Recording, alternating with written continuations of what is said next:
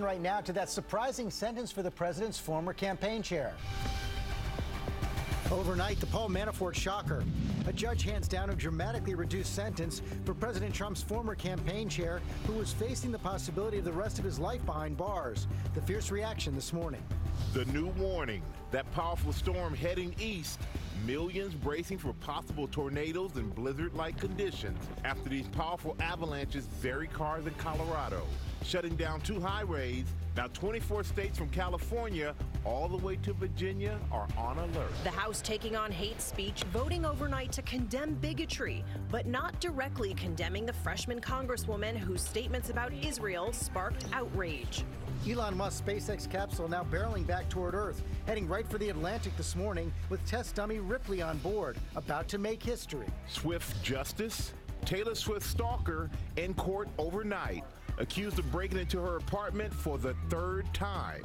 The superstar's message this morning. You got the right stuff. And we've got the right stuff right here in Times Square. New Kids on the Block taking over GMA's block 30 years after their debut. Now about to perform their biggest hits here live. Live in Times Square, this is Good Morning America. Good morning, America. It's a big morning here in Times Square because New Kids on the Block, they are here live.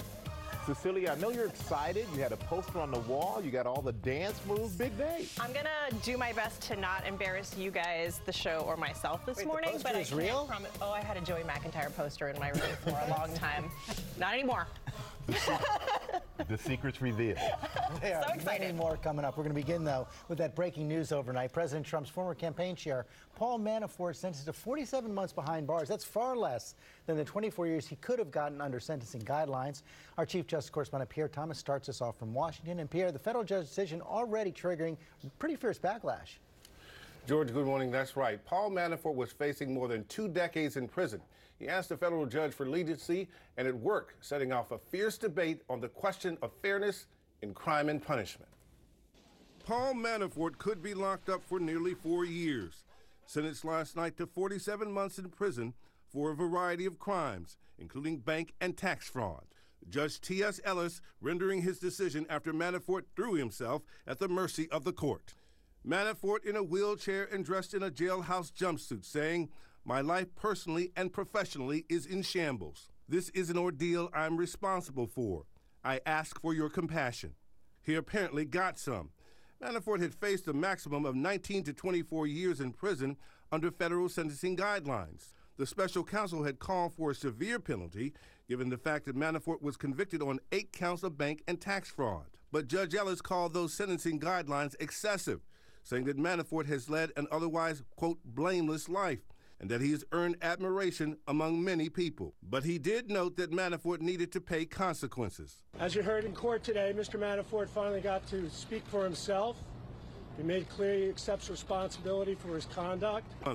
The judge's leniency came despite the fact that Manafort has been in jail since last June for witness tampering, and he was caught lying after agreeing to cooperate with the special counsel.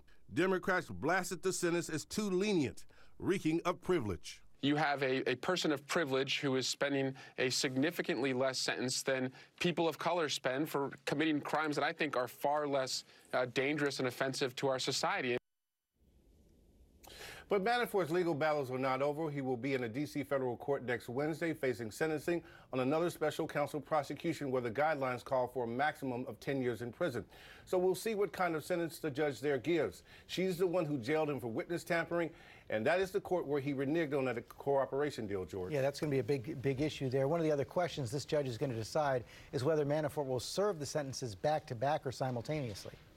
That's right. Judge Ellis is recommending that Manafort get credit for the 9 months he's already served in connection with the witness tampering, George. Okay, Pierre, thanks very much. And Cecilia, this is really something, right, as we see him go into court again next week, that judge could take into more account the fact that he lied about his plea deal and wasn't cooperating fully. That could have an impact on the sentence there. And this judge said that he was upset that Manafort didn't mention regret for the crimes that he was convicted of. But let's turn to that news overnight from Capitol Hill. The House voting to condemn condemn bigotry after freshman Democratic Congresswoman Ilhan Omar's comments about Israel sparked outrage. Our senior congressional correspondent Mary Bruce joins us now. And Mary, while this drew allegations of anti-Semitism, it also exposed some major divisions among Democrats.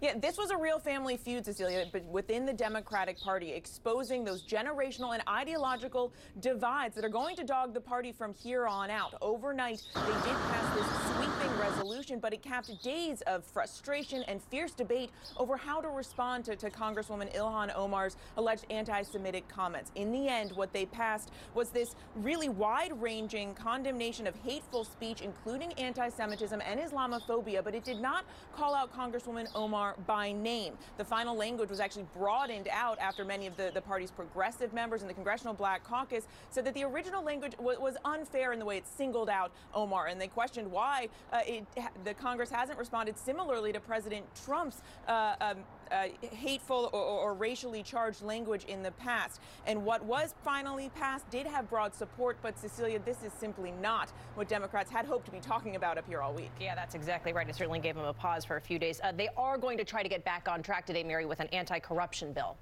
Yeah, this is sort of the signature centerpiece of the new House majority here. Democrats will be moving forward in the House on this anti-corruption bill. It tackles issues like limiting big money in politics, tackling election reforms, and it also would require any president to release his tax returns. So Democrats here are trying to set a new tone, but this bill is expected to hit a brick wall over in the Republican-controlled Senate, where Mitch McConnell has made clear he is opposed to it. All right, Mary, you got a friendly bird behind you there. Some competition. Never a dull moment on the Hill. Never. Thank you. Also this morning, President Trump and the First Lady are heading to Alabama to meet with victims of that devastating tornado that tore through Beauregard on Sunday, killing 23 people. The massive EF4 tornado leaving so much destruction in its path. It traveled about 70 miles, crossing into Georgia, and it was the deadliest tornado in the U.S. since 2013. And on the heels of that storm that caused all that damage in Alabama, another storm is on the move, is heading east and bringing more flooding to the west. Ginger has the latest on the track and timing. Good morning, Ginger. Michael, good morning. We start with the pictures out of Utah. This is southwestern Utah and Springdale. They had nearly 4 inches of rain, that muddy, overflowing river. And then in the San Joaquin Valley, cold air funnels. Those usually don't do damage, but we're kind of entrancing for the folks there in Northern California. Want to bring you to what's going to happen with this storm tonight. So it's the overnight. If you're in Dallas or Fort Smith, damaging wind into early tomorrow morning. If the atmosphere can destabilize again, tomorrow or Saturday, we're going to see northern Alabama, Memphis, down to Jackson, Mississippi, all in the severe threat that could see tornadoes. Guys, there's a really snowy side to this, and I will be telling you about that coming up. All right, we'll be waiting for that, Ginger. And that storm also triggering dangerous avalanches out west, burying cars in Colorado. ABC's Clayton Sandell is there in Morrison. And Clayton, there are new warnings again this morning. That's right, Michael, and that's because this has been an epic, historic snowfall season here in the Rockies. And now the avalanche danger is extreme. And it's not just for skiers and snowboarders, but for drivers now, too. This morning, avalanche conditions across the Colorado Rockies are about as extreme as you can get. This avalanche just south of Copper Mountain Thursday, trapping several cars in cement-like snow. This vehicle flipped, a state highway buried 15 feet deep. Miraculously, no one was hurt. A second major slide cutting off Interstate 70, a third rupturing a natural gas line. Teams are out deliberately triggering avalanches to try and prevent dangerous surprises. Officials say this avalanche path hasn't run this big since 1957. I have never seen something like this ever. It's already been a terrifying week for avalanches, this one bringing sudden whiteout chaos to Interstate 70. The Goldman's family car caught right in the middle. I don't see how you can see it as anything other than miraculous that we survived that the way we did. In Colorado, officials have recorded more than 2,000 avalanches, making this the worst season in 50 years. These slide paths don't have a history of hitting the highway. Avalanches have killed 19 people this winter, so officials are warning skiers, snowmobilers, and now drivers to avoid avalanche territory until the snowpack can settle and become more stable. Avalanche forecasters haven't seen slides this big in decades, and They're using words like shocking, incredible, and they're going to need more big words like that because more heavy snow is expected to slam the mountains later today. George? We'll get more from Ginger on that. Okay, Clayton, thanks very much. Overseas now to the battle against ISIS. New images show fighters surrendering by the hundreds as American-backed troops attack the terror group's final stronghold in Syria. But as thousands of U.S. troops prepare to leave, a top American general now warning ISIS could stage a comeback. Our foreign correspondent James Longman has the latest from Erbil, Iraq. Good morning, James. Good morning, George. US-backed forces have been on the edge of victory against ISIS in Syria for weeks, but the final assault has yet to begin because thousands of civilians are thought still inside their last piece of territory. Wave after wave of women and children have been slowly emerging from the town of Baghouz in eastern Syria. Many of those children gaunt from malnutrition, but their mothers, often defiant, still supporting the so-called Islamic State. Columns of surrendering ISIS fighters have also been making their way out, but only when coalition forces have cleared all civilians will the final battle begin. The head of US Central Command has warned against early celebrations. General Joseph Votel called surrender a calculated decision to preserve their capabilities, and that ISIS could be waiting for the right time to resurge. The Defense Department estimates as many as 20,000 ISIS fighters could still be at large in this region. George? That is still quite a danger. Okay, James, thanks very much. Michael? All right, thank you, George. And now to R. Kelly, who could be out of jail as soon as today if he can pay that child support. And this comes as we hear from two young women whose families say they were brainwashed by the singer. ABC's Whit Johnson is in Chicago with the latest. Good morning to you, Whit.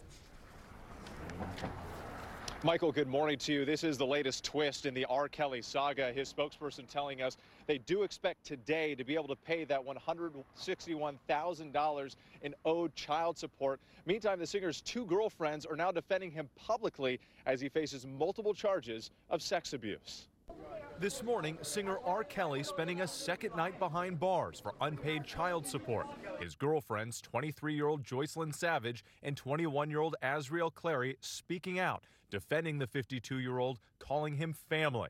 Both denying they've been brainwashed by Kelly and now making explosive allegations against their own parents. Both our parents are basically out here to trying to get money and scam because they didn't agree on what happened, you know, with music or wherever it could be, and they're just very upset. The two women allege their families are exploiting their relationships with Kelly for money. My dad and my mom, they started to send threats to both me and him. They said, oh, I'll put all your naked pictures all over the world. I'm going to ruin you. I'm going to ruin him. If he doesn't send $20,000 to this bank account by Monday, oh, I'm going to put everything out there and then $10,000 after that. Both sets of parents deny ever asking for money.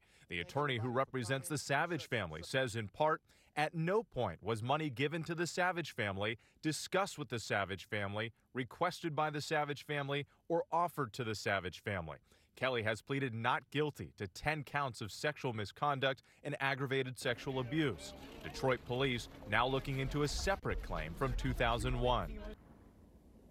Now, that case out of Chicago involves 4 women, 3 of them allegedly underage at the time. R. Kelly is scheduled to be back in court regarding the child support case on March 13th. George?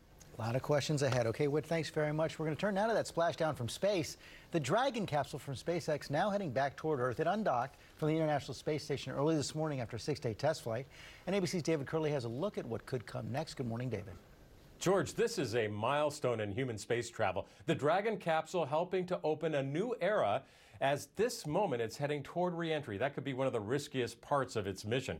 Just a few hours ago, after a 5-day stay, the SpaceX capsule undocked from the International Space Station, and some beautiful views of this capsule as it turned and headed down toward Earth. Now, that test dummy mannequin named Ripley after the character in the movie Alien still on board with sensors to test the ride back to Earth. And that re-entry splashdown will be the third big test for this capsule and SpaceX as well. Liftoff from the historic Space Center's, Kennedy Space Center's Pad 39A. Then we saw the docking with the space station and the astronauts crawling around inside this new vehicle. An astronaut telling me yesterday it's pretty slick, like business class. Now rescheduled for re-entry a little more than an hour and a half from now. And apparently, George, so far, everything is going as planned. And after that hour and a half, what happens next? Well, SpaceX is hoping to get this capsule commissioned, certified by NASA, and possibly carry humans in July. Boeing plans to test its capsule next month. Basically, NASA is now the customer and is actually paying to get their astronauts up to space. A big step forward, Yeah, George. brand new era. David Curley, thanks very much, Michael. And we're going to go now to the man who nearly made a $273 million mistake. He bought a lottery ticket, a winning lottery ticket, but he left it at the store, and thankfully an honest cashier came to the rescue. Now they're reuniting, and TJ Holmes has the story. Hey, TJ. Okay, Stray, get this. This man says he has not held a job in 15 years. And he still doesn't have a job this morning. But after you win $273 million, you go from being unemployed to now being retired. But he left his retirement fund on the store counter. Lucky in more ways than one. I still don't think it hit me totally, but it feels good. 54-year-old Mike Worski is the latest man to join the multimillionaire club. Overnight, cashing in his winning $273 million Mega Millions lottery ticket. My mother, she was sitting 5 feet away from me, and I told her, and she said, "Get the hell out of here, you're lying." But this mega moment almost never happened. I bought tickets and messing with my phone and putting my money away, 2 hands. So I set the tickets down, thinking I was going to pick them up and walk out, and I just walked out without the tickets. Worski was answering his cell phone after purchasing the tickets, and he accidentally left them behind at this convenience store in New Jersey.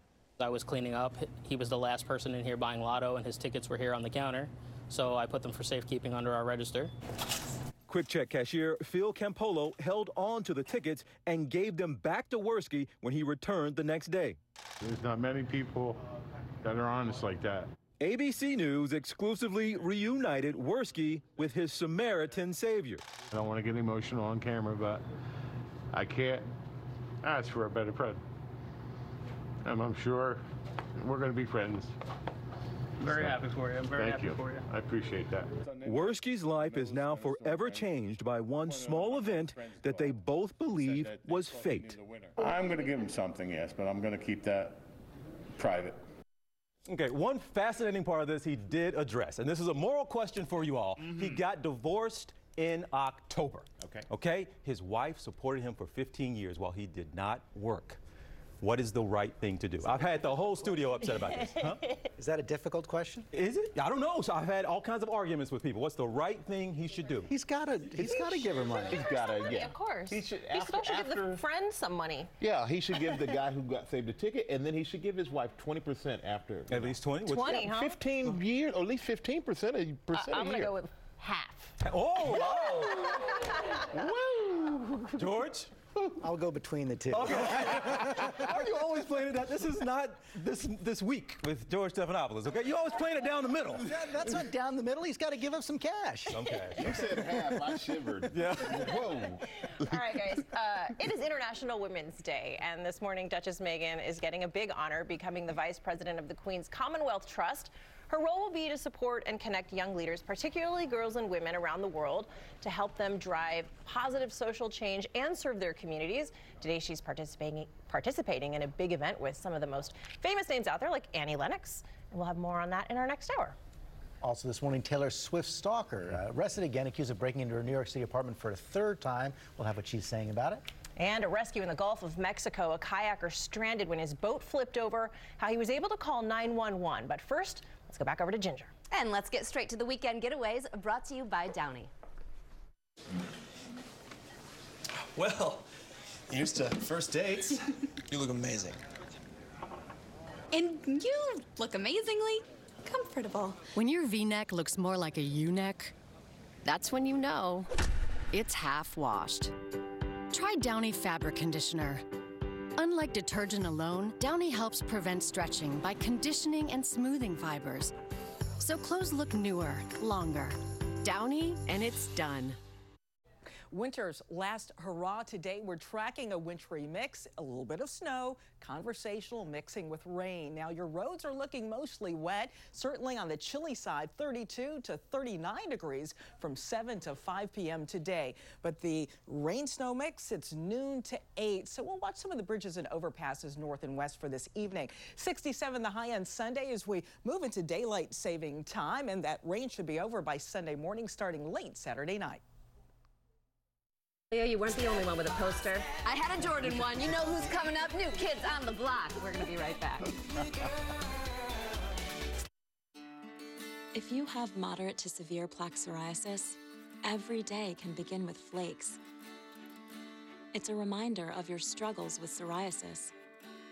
But what if your psoriasis symptoms